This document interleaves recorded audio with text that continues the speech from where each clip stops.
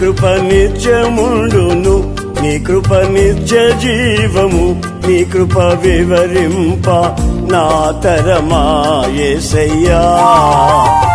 నీ కృప నిత్యముండును, నీ కృప నిత్య జీవము, నీ కృప వివరింప నా తరమా యేసయ్యా. నీతిమంతుల గుడారాలలో వినబడుచున్నది రక్షణ సంగీత సునాదము. నీతిమంతుల గుడారాలలో వినబడుచున్నది రక్షణ సంగీత సునాదము. నీ కృప నిత్యముండును, నీ కృప నిత్య జీవము, నీ కృప వివరింప నా తరమా యేసయ్యా. దేవుని పరిశుద్ధ నామానికే మహిమ కలుగును గాక. మన ప్రభును ప్రియరక్షకులను అయిన యేసు ప్రభు యొక్క నామంలో దేవుని సన్నిధికి కూడా వచ్చిన మీ అందరికీ కూడా పేరు పేరు వరుసన నా వందనాలు చెల్లిస్తున్నాను. అయితే నా ప్రియమైనటువంటి వాళ్ళరా, నేను ఒక చిన్న సాక్ష్యాన్ని చెప్తాను. అంటే నేను ఎప్పుడు సాక్ష్యాలు చెప్పించను. దేవుడు తనిచ్చిన ఆ స్వస్థత కృప వరం ద్వారా దేవుడు అనేకమైనటువంటి వారిని బాగు చేస్తూ వస్తాడు. అయినా ఒక్కడితో కూడా నేను సాక్ష్యం చెప్పించను. ఎందుకంటే దేవునికే మహిమ కలగాలి. నేను గొప్పదాన్ని కాదు, ఎందుకు పనికిరాని దాన్ని. నా ద్వారా ఏమి జరగవు. దేవుడు ఇస్తేనే ఆ కృప దేవుడు చేయించుకుంటాడు. మా ఇంట్లో పనిచేసిన ఒక సహోదరికి హార్ట్ పెయిన్ వచ్చింది. అప్పటికప్పుడు వెంటనే బైపాస్ సర్జరీ ఆపరేషన్ చేయాలన్నారు. అయితే ఆ ఆపరేషన్ కోసం మరి ఆమె స్టంట్ వేసిన బతకదు, 50-50 ఛాన్సెస్ అన్నారు. ఇక్కడ లలిత హాస్పిటల్లో అడ్మిట్ చేశారు. అయితే నా ప్రియమైనటువంటి వాళ్ళరా, నాకెందుకు లలిత హాస్పిటల్లో ఒక డాక్టర్ గారు తెలిసిన ఆయన ఉంటే ఆమె కోసం ఆ డాక్టర్ గారితో మాట్లాడదామని వెళ్ళాను. ఆమె కోసం ప్రార్థన చేయడానికి వెళ్ళాను. లోపలికి ఐసీలో ఉంది.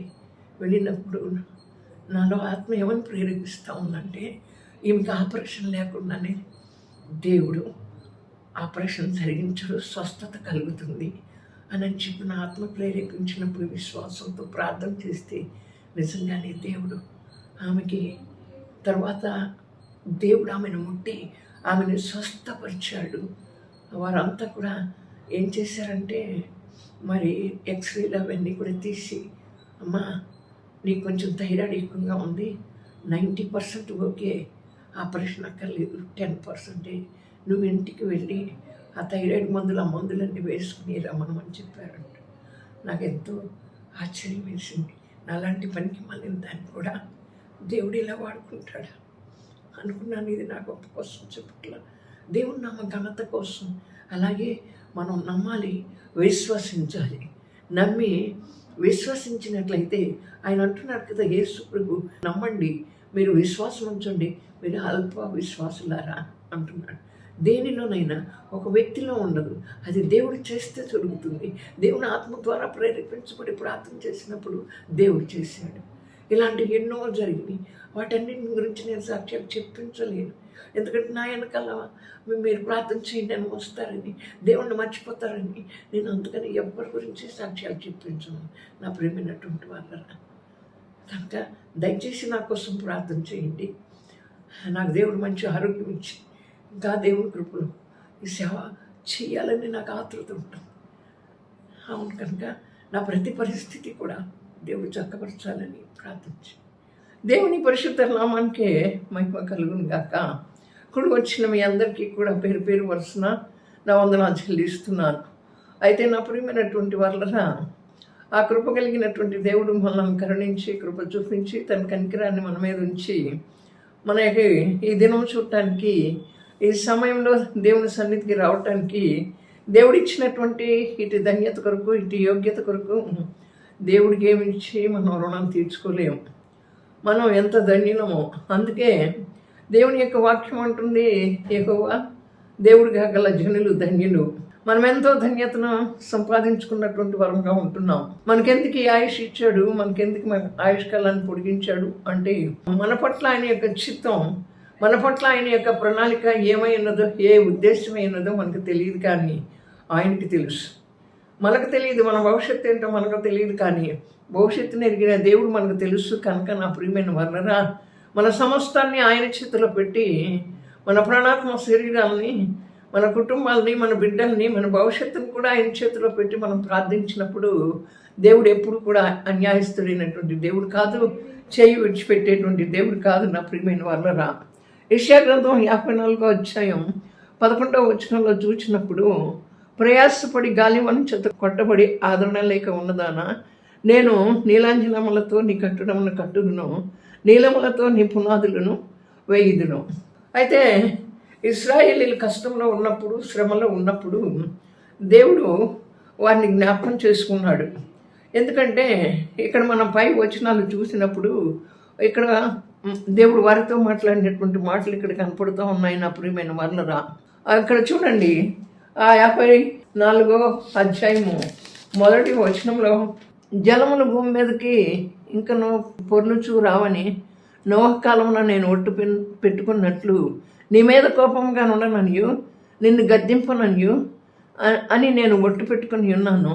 పర్వతంలో తొలగిపోయినను, మెట్టలు తత్తరిల్లులను, నా కృప నిన్ను విడిచిపోదు, సమాధాన విషయమైన నా నిబంధన తొలగిపోదు అని నీ యందు జాలిపడి యెహోవా సెలవిచ్చుచున్నాడు అని దేవుడు చెప్తూ వస్తున్నారు. ఆ లేఖనం ఆ రీతిగా మనకి సెలవిస్తూ ఉంది. ఇక్కడేమో మనతో మాట్లాడుతున్నాడు. మనకు అన్వయించుకున్నప్పుడు ప్రయాసపడి గాలి వాన చేత కొట్టబడి ఆదరణ లేక ఉన్నదన్నా, అక్కడ ఇశ్రాయేలీలు కూడా ప్రయాసపడ్డారు, శ్రమలు అనుభవించారు, మరి వారు కొట్టబడ్డారు.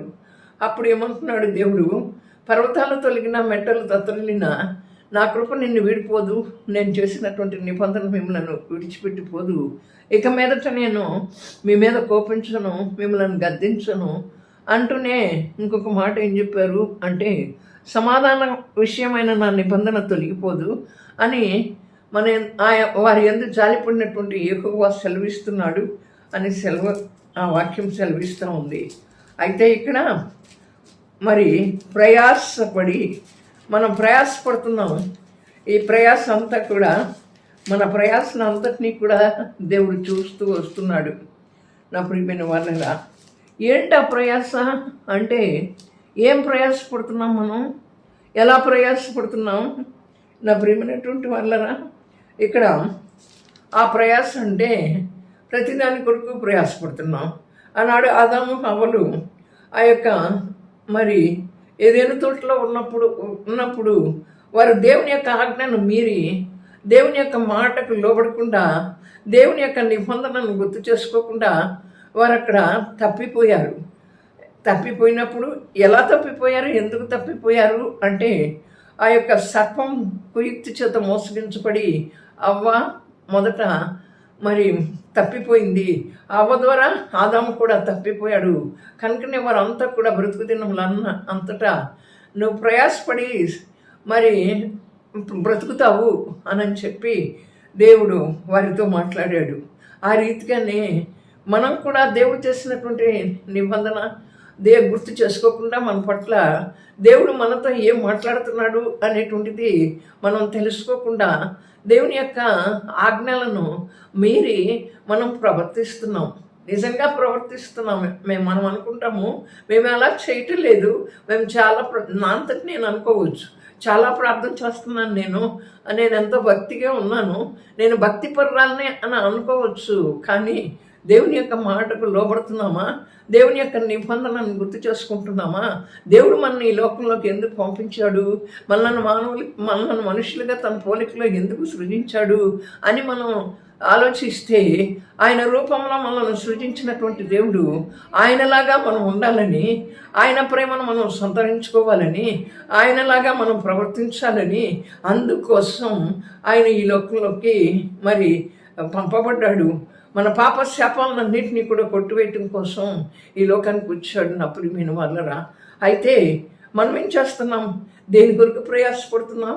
మన ప్రయాసలు చాలా ప్రయాసలు, వ్యర్థమైనటువంటి వాటి కోసం ప్రయాసపడుతున్నాం. ఆ ప్రయాసలో మనకి జయం అనేటువంటిది లభించట్లా. జయం అనేటువంటిది లభించినప్పుడు మనం ఎంత వేదన పడుతున్నాము అంటే చాలా వేదన పడుతున్నాం. ఎందుకని జయం లభించట్లా?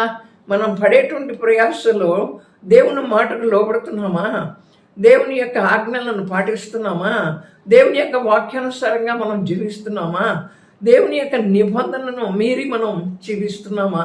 అందువలన మనం పడేటువంటి ప్రయాసలో అక్కడ మనకు విజయం కలగట్లేదు నా ప్రియమైనటువంటి వాళ్ళరా. అక్కడ ఒక మాట అంటారు మత్తయి సువార్తలో, ఏమని చెప్తారు అంటే, ప్రయాసపడి భారం మోసుకొని పోచున్న వాళ్ళరా మీరు నా యొద్దకు రండి, మీకు విశ్రాంతి కలగ చేస్తాను అని చెప్పి దేవుని లేఖనం సెలవిస్తూ ఉంది.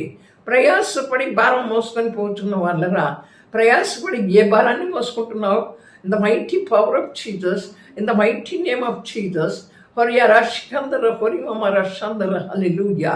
దేవుని యొక్క సర్వశక్తి కలిగినటువంటి నామంలో దేవుని యొక్క కృపను పట్టి, ఆయన అద్వితీయ శక్తిమంతుడు, ఆయన ఎంతకైనా కూడా చాలా సరిపోయినటువంటి దేవుడు. మన సమస్యల్లో మనకి సరిపోయినటువంటి దేవుడు ఆయనే. మరి సర్వశక్తివంతుడైనటువంటి దేవుడు కనుక ఆయన ఆజ్ఞను మనం పాటిస్తూ నడుస్తూ వచ్చినట్లయితే మన ప్రయాసలన్నీ కూడా మరి వ్యర్థం కావు.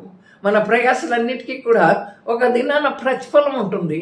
ఆ ప్రతిఫలాన్ని మనం ఎలా చూస్తాము? ఆయన మాటకు లోబడినప్పుడు, ఆయన యొక్క ఆజ్ఞకు విధేయత చూపించినప్పుడు నా ప్రియమైనటువంటి వాళ్ళరా మనం ప్రతిఫలాన్ని చూస్తాం. భారం, ఏ భారం? అది పాప భారమా, అప్పుల భారమా, లేక మరి బిడ్డల భారమా, లేక ఇక చూస్తే మనం మాకు ఆత్మీయంగా ప్రయాస పట్టలేదు, అలాంటి భారం మాలో లేదనేటువంటి ప్రజలం చాలా తక్కువైపోయాం. ఎందుకు?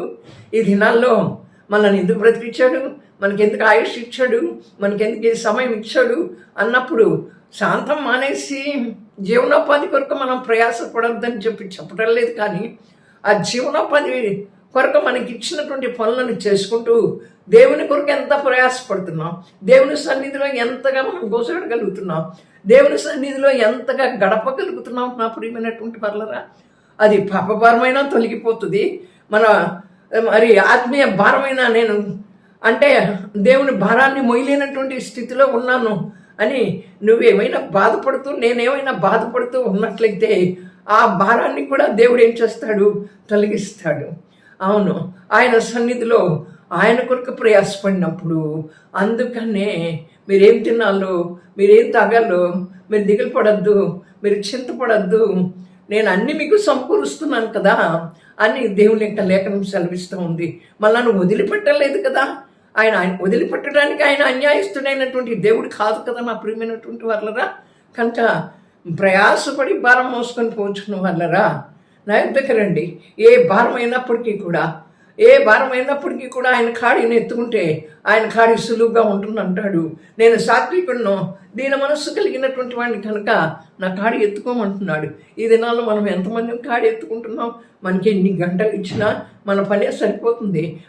మనకి ఎంత సమయం ఇచ్చినా దేవునికి 24 గంటల్లో కనీసం ఆ 2.5 గంటల దర్శనభాగం కూడా ఇవ్వలేనటువంటి వారంగా ఉంటున్నాం. ఇదంతా శోచనీయమైనటువంటి విషయము. గాలి వాన చేత కొట్టబడుచున్నటువంటి దాని ఆదరణ లేక మనకి ఆదరణ అనేటువంటిది లేదు. ఈ లోపల ఎక్కడ ఆదరణ లభించదు నా ప్రియమైనటువంటి వాళ్ళరా. ఎవరూ ఆదరించేటువంటి వారు ఎవరు ఉండరు. మన వ్యాధిలో ఆదరించరు, మన ఆర్థిక పరిస్థితుల్లో ఆదరించరు, మన స్థితిగతుల్లో ఆదరించరు, ఎవరు కూడా ఆదరించరు. యేసు ప్రభు ఒక్కడే ఆదరించేటువంటి దేవుడు. నువ్వు ఏ స్థితిలో ఉన్నావో, ఆదరణ లేనటువంటి స్థితిలో ఉన్నావేమో, ఆదరణ లేక నన్ను ఆదరించేవారు ఎవరు లేరు, నన్ను ఓదార్చేటువంటి వారు ఎవరు లేరు, నన్ను ఈ శ్రమ నుంచి బయటికి తీసుకొచ్చేటువంటి వారు ఎవరు లేరు, ఈ బాధ నుంచి నాకు విముక్తి కలగచేసేటువంటి వారు ఎవరు లేరు అని వాపోతూ ఉంటాం. అవును కదా, నా బాధలు ఏంటో, నేను ఎవరికి చెప్పుకోవాలో, నేను ఎవరి దగ్గర మాట్లాడుకోవాలో అనేటువంటిది చాలా ఇబ్బందికరంగా ఉంటుంది నా ప్రియమైన వాళ్ళరా. కానీ అక్కడ ఆదరణ లేదు అనేటువంటిది ఈ లోకంలో మనకు ఆదరణ ఎప్పటికీ దొరకదు. కానీ దేవుని దగ్గరికి వస్తే నా ప్రియమైన వాళ్ళరా మనకు ఆదరణ కలుగుతుంది, మనకి నెమ్మది కలుగుతుంది, మనకు స్వస్థత కలుగుతుంది, మనకు విడుదల కలుగుతుంది. అవును, మనం పొందినటువంటి రక్షణకి మరి ఒక అంటే మనం రక్షింపబడ్డాం. ఆయన మనల్ని వెతుక్కుంటూ వచ్చి మనల్ని రక్షించాడు దేవుడు. మనం వెతుక్కుంటూ వెళ్ళలేదు నా ప్రియమైన వాళ్ళరా. కనుక మనం రక్షించబడ్డామే, ఆ రక్షణకు ఒక విలువ కనపడుతుంది. ఎందుకు? మనకు ఆదరించేటువంటి దేవుడు ఉన్నాడు కనుక ఆదరణకర్త అయినట్టు ఆయన అంటారు కదా, నేను వెళుతున్నాను మీ కొరకు, నేను ఆదరణకర్తను పంపిస్తాను అని చెప్పి దేవుని యొక్క లేఖనం సెలవిస్తూ ఉంది కదా. ఆ ఆదరణకర్తే పరిశుద్ధాత్ముడు. ఆ పరిశుద్ధాత్ముడు మనలోకి వచ్చినప్పుడు, మనలో ఉన్నప్పుడు, మన హృదయంలో పరిశుద్ధాత్ముడు పనిచేస్తూ ఉన్నప్పుడు నా ప్రియమైనటువంటి వాళ్ళరా, ఆ పరిశుద్ధాత్మ ద్వారా కూడా మనం, ఆ పరిశుద్ధాత్మని ద్వారా కూడా, ఆ అభిషేకం ద్వారా కూడా మనం ఆదరణ పొందుకోగలుగుతాం. నా ప్రియమైనటువంటి వాళ్ళరా, దేవుడైతే విడిచిపెట్టే దేవుడు కాదు.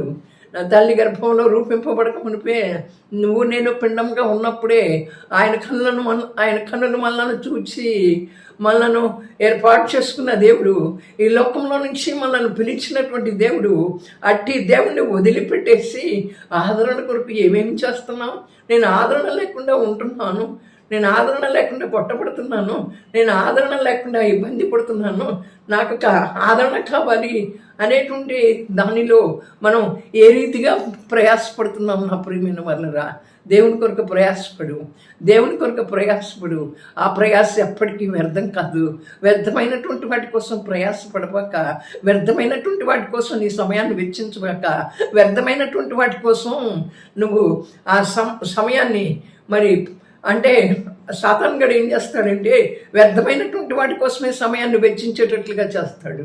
నీకు ఇచ్చిన నాకు ఇచ్చిన సమయంలో ఎంతసేపు దేవుని కొరకు ఉపయోగించుకుంటున్నాం, ఎంతసేపు దేవునితో మాట్లాడుతున్నాం, ఎంతసేపు దేవుని వాక్యాన్ని చదువుతున్నాం, నీకు ఇచ్చిన నాకు ఇచ్చినటువంటి సమయంలో ఎంతసేపు దేవుని సన్నిధిలో ప్రార్థన చేస్తున్నాం, ఎంతసేపు వ్యర్థమైనటువంటి వాటి కోసం ప్రయాసపడుతున్నాం నా ప్రియమైన వాళ్ళరా.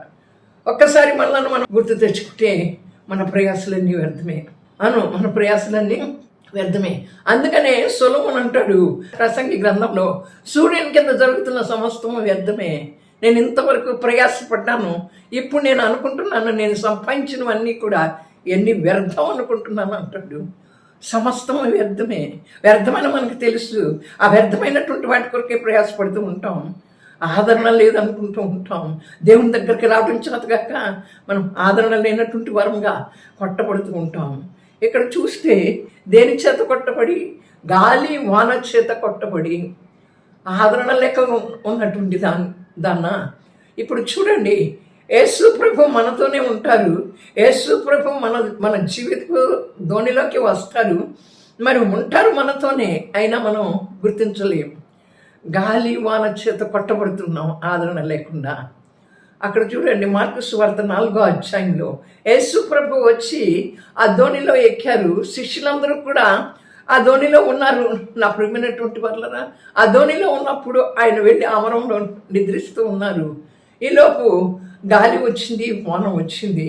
వారు గాలి వాన చేత ఆ యొక్క ధోని అంతా కూడా నీళ్లతో నింపబడింది. అప్పుడు వారు అనుకుంటారు, వెళ్ళి యేసు ప్రభుని లేపుతారు. ఏమంటారు? మరి బోధకుడా, మేము నశించిపోతున్నాం, నువ్వెట్లా నిద్రపోతున్నావు? మేము ఆపదలో ఉన్నాము, నీళ్ళన్నీ పడవలోకి వచ్చినాయి, నువ్వెలా నిద్రపోతున్నావు అని చెప్పేసి ఆ శిష్యులు ఆయన లేపుతారు. ఆయన లేచి వస్తాడు. నా ప్రియమైనటువంటి వల్ల మన జీవితం అనేటువంటిది పడవలో కూడా యేసు ప్రభు ఉన్నారు. నువ్వు గుర్తించగలిగితే మన పడవ తలకిందులైనా, మన పడవ తుఫానుకు బద్దలైపోతూ ఉన్నా, మన యొక్క జీవితపు నావ గాలి చేత అటు ఇటు కొట్టబడుతూ ఉన్నా, ఆదరణ లేకుండా ఉన్నప్పటికీ మన జీవితానికి మన యేసు ప్రభు మన నావలో ఉన్నారు, మన జీవితపు నావలో ఉన్నారు. అప్పుడు నువ్వు నేను కూడా భయపడాల్సిన అవసరం లేదు, కంగారు పడాల్సిన అవసరం లేదు. ఆయన నీతో నాతో ఉన్నాడు. నీ సమస్యతో ఉన్నాడు, నా సమస్యతో ఉన్నాడు, నీ కష్టంతో నా కష్టంతో ఎల్లప్పుడూ ఆయన మన పక్కనే ఉన్నాడు. మనమే చూడలేనటువంటి వరంగా ఉంటున్నాం, మనమే వెర్రివరంగా ఆయనను వదిలిపెట్టేస్తున్నాం. మన ప్రక్కన ఉన్నటువంటి యేసయ్యని చూడలేకపోతున్నాం. ఈ లోకంలో ఉన్నటువంటి వాటిని అన్నింటినీ కూడా చూస్తున్నాం, భయపడిపోతున్నాం. వారు ఎప్పుడైతే లేపారో, శిష్యులు వెళ్ళి యేసు ప్రభుని ఎప్పుడైతే లేపారో, లేచి వచ్చి ఆయన గాలిని తుఫాన్ని గద్దించారు. ఒక మాట మాత్రం సెలవిచ్చాడు, అవి రెండు ఆగిపోయాయి. అప్పుడు యేసు ప్రభు అంటున్నారు, మీకు విశ్వాసం లేదా? మనకు విశ్వాసం ఎక్కడుంది? మనకు నమ్మకం ఎక్కడుంది? ఇది జరుగుతుందని నమ్మకం ఉందా? ఇది ఆగిపోతుందని నమ్మకం ఉందా? లేకపోతే నీ భవిష్యత్తులో ఆలస్యమైనటువంటివి దేవుడు చేస్తాడు అనే నమ్మకం ఉందా? ఉద్యోగం రాలేదా? ఆ ఉద్యోగం వస్తుంది, దేవుడికి ఇస్తాడు అనేటువంటి విశ్వాసం ఉందా నీకు, నాకు? మరి మన వ్యాధి తగ్గుతుంది, మన వ్యాధిలో నుంచి దేవుడు విడిపిస్తాడు అనే విశ్వాసం ఉందా నీకు, నాకు, నా ప్రియమైనటువంటి వాళ్ళరా?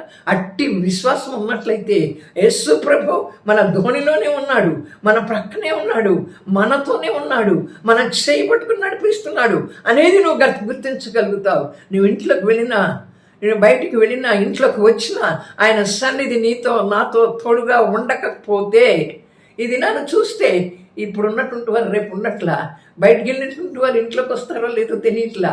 అందుకనే నీ సన్నిధిని నాతో రాని ప్రభువా, నేను ఫలానా దగ్గరికి వెళ్తున్నాను, ఫలానా పని మీద వెళ్తున్నాను, నువ్వు నాతో వస్తేనే కానీ ప్రభువా అని నువ్వు ఎప్పుడైతే ఆయన ఆశ్రయిస్తావో, అప్పుడు దేవుడు మన కొరకు సిద్ధపరిచినటువంటి వాటిని మనకి ఇచ్చేటువంటి దేవుడిగా ఉంటాడు. ఆరోగ్యమైన మరి ఆయుష్కాలమైన, లేకపోతే ఇంకా నీ యొక్క సమస్యలైనా, నీ శోధనలైనా, ఏదైనప్పటికీ కూడా ఆయన వచ్చిందే మన కోసం కదా. మన కోసం వచ్చినప్పుడు మన బ్రతుకంతా ఆయనకు తెలీదా? మన బాధలేంటో ఆయనకు తెలీదా? మన శ్రమలేంటో ఆయనకు తెలీదా? మనకున్నటువంటి ఇబ్బందులేంటో ఆయనకు తెలీదా? ఆయన మన కోసం వచ్చాడు కదా. మన కోసమే వచ్చినటువంటి ఆయన్ని మనం ఏమంటున్నాం? ఆయన ఇచ్చే ఆశీర్వాదాలు చూస్తున్నాం కానీ ఆయన చూడటంలా. ఆయన ఇచ్చే ఆశీర్వాదాలను చూస్తున్నాం కానీ యేసు ప్రభుని చూడటంలా, నమ్మట్లా, యేసు ప్రభు ఎందుకు విశ్వాసం ఉంచట్లా. In the mighty blood of Jesus. ఒరే వర్షాంధరల వర్షాంధర రియాంధర వర్షాంధర రౌషల రాశీకరామైతుంది ప్రవసి జీసస్ కల్వరి. యేసు ప్రభుని చూడు. తుఫాన్లో నుంచైనా, గాలిలో నుంచైనా అంటాడు కదా, గాలి వచ్చిన, వరద వచ్చిన ఆ ఇల్లు మరి మునిగిపోలా. గాలి వచ్చినా, వాన వచ్చినా, వరద వచ్చినా, ఎందుకని? క్రీస్తు అనే బండపైన మనం కష్టపడినట్లయితే, క్రీస్తు అనే బండపైన మన జీవితాలు కట్టబడితే, మన కుటుంబాలు కట్టబడితే, మన బిడ్డలు కట్టబడితే, అది గాలి వచ్చినా, వాన వచ్చినా, వరద వచ్చినా అది పడిపోదు నా ప్రియమైనటువంటి వాళ్ళ ఆ గృహం. కనుక మనం ఎక్కడ కట్టబడుతున్నాం? మనం ఎవరిని చూస్తున్నాం? మన చుట్టూ ఉన్నటువంటి వాటిని చూస్తున్నామా? ఈ లోకంలో ఉన్నటువంటి వాటి కోసం ప్రయాసపడుతున్నామా? దేవుని కొరకు ప్రయాసపడుతున్నామా? ప్రయాసపడి దేవుని వైపు చూస్తున్నామా? దేవుడు మన పక్కనే ఉన్నాడు. ఆయన వచ్చిందే నీ కోసం, నా కోసం. ఇంకా మనకి ఆయన వచ్చాడు కదా, మనకు మంచి జీవితాన్ని ఇచ్చాడు కదా. అది సరిపోలేదా? అది సరిపోతుందిగా నా ప్రియమైనటువంటి వాళ్ళరా? కనుక మన యొక్క సమస్యల గురించి బెదిరిపోవద్దు, మన యొక్క వ్యాధుల గురించి బెదిరిపోవద్దు. అందుకనే గాలి వాన చేత ఆయన అన్నాడు కదా, మీరు భయపడిపోతున్నారేంటి, మీరు ఎందుకు భయపడుతున్నారు అంటున్నాడు యేసు ప్రభు శిష్యులతో. మనం కూడా భయపడిపోతాం. కొంచెం సమస్య వస్తే అల్లల్లాడిపోతాం, మన శరీరాలు కదిలిపోతాయి, మనకు వణుకు పుట్టిపోతుంది. అవును నా ప్రియమైన వాళ్ళ, ఎందుకు పుడుతుంది? ఆయన మనతో ఉన్నాడు, మన కోసం వచ్చాడు. ఆయనను చూడలేదు కనుక మనం, ఆయన ఉంటే చాలు కదా, ఆయన మనతో ఉన్నాడు కదా, ఆయన మన జీవితాల్లో మనం ఉంటే చాలు కదా అనేటువంటి దాన్ని మనం గమనించలేకపోతున్నాం. కనుక గడగడ వణికిపోయేటువంటి వరంగా ఉంటాం. అందుకే నా ప్రియమైనటువంటి వాళ్ళగా, మీరు ఎందుకు భయపడుతున్నారు? మీకు నమ్మకం లేదు, మీకు విశ్వాసం లేదు. అందుకే యేసు ప్రభు అంటాడు, నీ నమ్మిక చొప్పున నీకు కలుగును గాక. నమ్మితే దేవుని యొక్క మహిమను చూస్తావు. నాకు అసాధ్యమైంది ఏది లేదు, నాకు సమస్తం సాధ్యమే. అసాధ్యమైన దాన్ని సాధ్యపరిచే దేవుడు మన జీవితంలో ఉన్నప్పుడు మనం దేనికి కూడా భయపడవలసిన అవసరం లేదు నా ప్రియమైనటువంటి వాళ్ళరా. ఆ రీతిగా ఆ తర్వాత వాళ్ళు అనుకుంటారు, ఈయనేంటి గాలిని గద్దిస్తే సమస్తము ఆగిపోయినాయే, ఈయన ఎవరు అనుకుంటారు. అదేంటి, ఆయన తెలుసు కదా, యేసు ప్రభు అని వారికి తెలుసు కదా. ఎందుకంటే వారికి నమ్మకం లేదు కనుక, వారికి విశ్వాసం లేదు కనుక ఆయన గద్దిస్తే అవన్నీ ఆగిపోయినాయి ఏంటి అని చెప్పి అవిశ్వాసంగా మాట్లాడతారు. అల్ప విశ్వాసులారా అంటాడు. అందుకని అల్ప విశ్వాసులారా అంటున్నాడు. మనం విశ్వాసులమే, కానీ మనలో అల్పమైనటువంటి విశ్వాసం ఉంది. అంటే ఆ విశ్వాసం నిరీక్షింపబడి వాటి యొక్క నిజస్వరూపమై ఉన్నదని దేవుని లేఖనం సెలవిస్తూ ఉంది కదా. విశ్వాసం లేకుండా దేవుణ్ణి ఎవరూ చూడలేం కదా. అటువంటి విశ్వాసం మనలో లేదు నా ప్రియమైన వాళ్ళరా. కనుకనే అక్కడ ఏమంటున్నాడు అంటే, నేను నీలాంజనములతో నీ కట్టడములను కట్టుదును. నువ్వు గాలివాన చేత కొట్టబడుతున్నావు, ప్రయాసపడుతున్నావు, ఆదరణ లేక ఉన్నావు. నేను నీలాంజనములతో నీ కట్టడాలను కడతాను. నీలాంజనాలంటే ఇప్పుడు ఈ బంగారపు వాటిలో వాటన్నిటిని గురించి చెప్తూ ఉంటారు కదా నా ప్రియమైన వాళ్ళరా. అలాంటి అంటే నీలాంజనములతో నీ కట్టడాలను కడతాను అంటే అవి ఎప్పటికీ కూడా కట్టడాలు ప్రశస్తమైనటువంటివిగా, ప్రకాశవంతమైనటువంటివిగా, వెలుగుతో నింపబడినటువంటివిగా, దేవుని యొక్క మహిమ ఆ కట్టడాల మీద ఉన్నట్లుగా, దేవుని యొక్క కృప ఆ కట్టడాల మీద కృమ్మరించబడినట్లుగా మన కట్టడాలను కడతాడు. కనుక నా ప్రియమైనటువంటి వాళ్ళరా, నువ్వు ప్రయాసపడి గాలివాని చేత ఆదరణ లేక కొట్టబడుతున్నావా? ఆదరించే దేవుని దగ్గరికి రా. నీ ప్రయాసలను మానేసి దేవుని దగ్గర ప్రయాసపడు. ఆ ప్రయాస అంతటిని దేవుడు చూస్తూ ఉన్నాడు. ఆయన నేను ఆదరిస్తాను అంటున్నాడు. మనకి మన జీవితంలో ఎన్ని గాలివానలు, ఎన్ని తుఫాన్లు వచ్చినప్పటికీ ఆయన తప్ప మనకి దిక్కెవరు లేరు. ఆయన ఉంటే చాలు కదా. ఆయన మనకు రక్షణ ఇచ్చాడు కదా. ఎందుకు ఇచ్చాడు? ఈలో పాపలోకంలో నుంచి, పాపం నుంచి, శాపం నుంచి విడిపించిన దేవుడు ఆ కృప కనికరాన్ని మన మీద కృమరించి మన కట్టడాల్ని నీలాంజనములతో కడతానని చెప్పి సెలవిస్తున్నాడు. ఏది గొప్పగా ఉంది? దేవుని సన్నిధి గొప్పగా ఉందా? దేవుని ఆదరణ కావాలా? మరి ప్రయాస, దేవుని అందు ప్రయాసపడాలా? ఏది మనకి గొప్పగా ఉందో ఒక్కసారి ఆలోచించి ఈ వాక్యానుసారంగా నా జీవితాన్ని మలుచుకుంటాను ప్రభువా అని చెప్పి ఒక తీర్మానం చేసుకుని దేవుని దగ్గర ప్రార్థన చేసుకున్నాం. దేవుడి వాక్యాన్ని మనందరి వెనుకలో దీవించి ఆశీర్వదించను గాక. ఆమేన్. ప్రార్థన చేద్దాం. పరిశుద్ధుడా పరమ తండ్రి, మీకే స్తోత్రాలు. Touch them in the mighty power of Jesus. Touch them in the mighty name of Jesus. I rebuke every darkness in the mighty blood of Jesus. I bind every sickness in the mighty power of Jesus. Ora bashiglo rishandara rekandara oriara shikandara orimamara shandara. Hallelujah. రౌషాల రాశీకరమైనటువంటి బ్రౌసి Jesus Calvary నిజమే ప్రభువా. మన అతన్ని ప్రయాసపడుతున్నాం, గాలివానం చేత కొట్టబడుతున్నాం, ఆదరణ లేక ఈ లోకంలో జీవిస్తున్నాం ప్రభువా. మా యొక్క ఆత్మీయ నేత్రాలను తెరిచి మా ప్రయాస ఏంటో మేము గమనించుకునేటట్లుగా నా తండ్రి గాలివానల చేత కొట్టబడుతున్నాం. మేము ఆదరించే నీ సన్నిధికి వచ్చినట్లుగా మీరు సహాయం చేయండి నాయనా. మీకే స్తోత్రాలు. Touch with your divine healing. ఎవరి కోసమైతే ప్రార్థన చేస్తూ ఉంటుండగా ఎక్కడ నొప్పి ఉంటే అక్కడ మీరు చెయ్యి పెట్టుకోండి. దేవుని యొక్క శక్తి మిమ్మల్ని తాకి, ఆ దేవుని యొక్క శక్తి మిమ్మల్ని తాకి మీకు విడుదల కలగ చేస్తుంది. నేను ఎవరి కోసం ప్రార్థిస్తున్నానో ప్రభువా, నా ప్రార్థన ఆలకించి వారికి ఉన్న ప్రతి బలహీనతని, ప్రతి వ్యాధిని, ప్రతి నొప్పిని మీరు స్వస్థపరుస్తున్నందుకై స్తోత్రాలు. నేనే స్వస్థపరచు యెహోవానన్నావు. నేనే స్వస్థపరచు ఈ దేవుణ్ణి అన్నావు. సమస్త శరీరాలకు దేవుడైన యెహోవాకు అసాధ్యమైనది ఏదైనా కలదన్నావు ప్రభువానికి స్తోత్రాలు. మంచి ఆరోగ్యాలు ఇవ్వండి ప్రభా. నా తండ్రి నీకే స్తోత్రాలు చెల్లిస్తున్నాను. అలాగే ప్రభా, యవనస్తులైన బిడ్డలను జ్ఞాపకం చేసుకోండి. కాలేజీలకు వెళ్తున్న బిడ్డలు వారి యొక్క ప్రవర్తనలో చూస్తూ ఉంటే నైనా మీకు స్తోత్రాలు. మా చుట్టూ ఉన్న వాతావరణాలన్నీ కూడా అతి బలహీనంగా ఉన్నాయి. ఎక్కడ చూసినా మానభంగాలు, చంపటాలు, డబ్బు కోసం కరువులు అన్నీ అధికమైపోతున్నాయి ప్రభువా. మీకే స్తోత్రాలు. మా బిడ్డలు నా తండ్రి నీ యందు జ్ఞానం కలిగి, నీ యందు భయం కలిగి, నీ యందు విధేయత కలిగి జీవించే బిడ్డలుగా మా యవనస్తులను జ్ఞాపకం చేసుకోండి. ఫోన్ అడిక్షన్ నుంచి విడిపించినందుకై స్తోత్రాలు చెల్లిస్తూ మీరే ఘనత మహిమ ప్రభువాలు పొందుకోమని త్వరగా రానైన యేసు ప్రభు యొక్క శక్తి కలిగిన నామంలో ప్రార్థించి పొంది అన్నాము తండ్రి. ఆమేన్. ఆమేన్.